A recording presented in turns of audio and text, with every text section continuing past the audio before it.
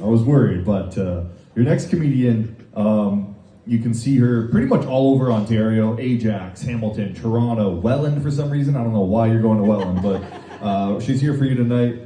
Diana B, everybody.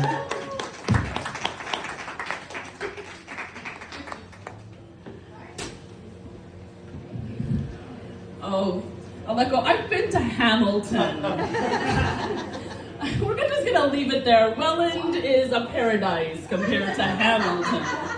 I am from Milton though, and things have been a little bit rough lately.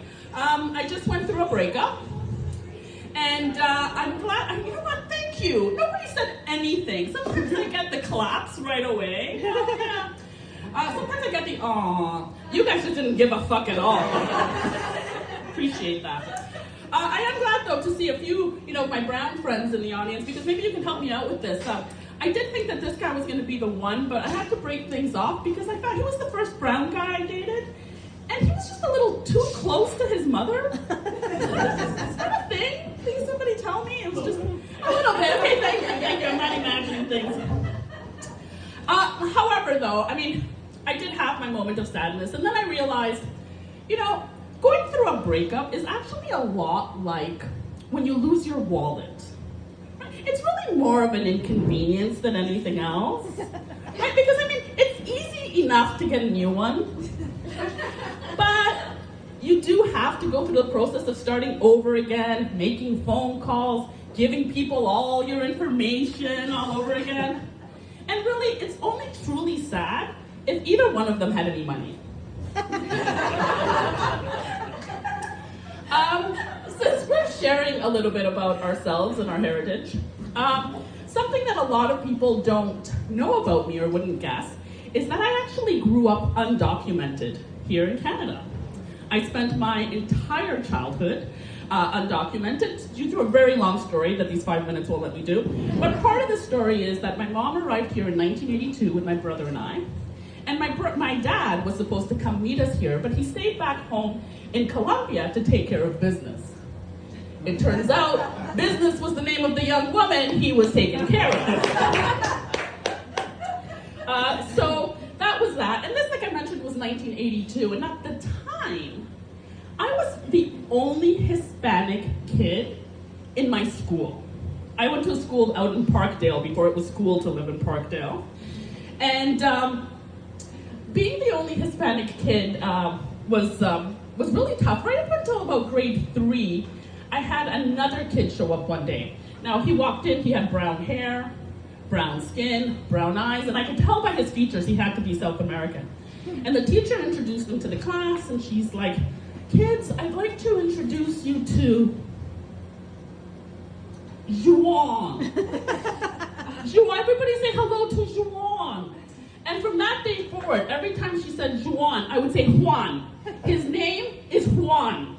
And that was the first time I ever advocated for my people. Fast forward, I'm in high school. By the time I got to high school, there were a few more Hispanic kids, right? And there was this rumor that this new kid had joined who was a hockey goalie for our school team. He had come from another school. We went to check him out because the rumor was he was really cute. After the game, he's walking out. He takes off his helmet. I'm like, oh my God, it's Juan. But he goes by John now.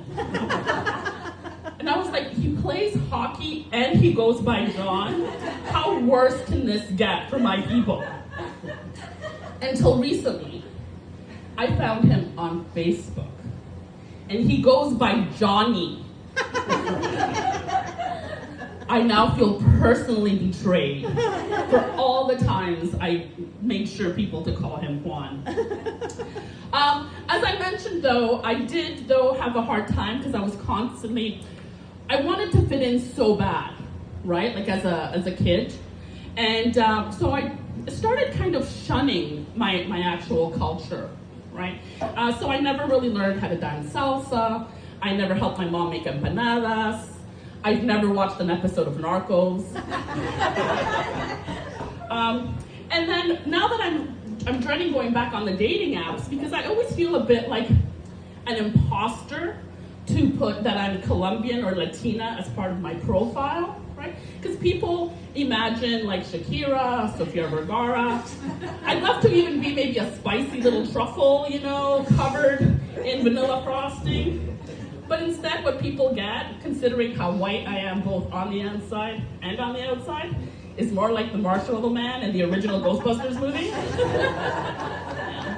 So wish me luck as I hit the dating apps again. Thank you very much. I've been very happy.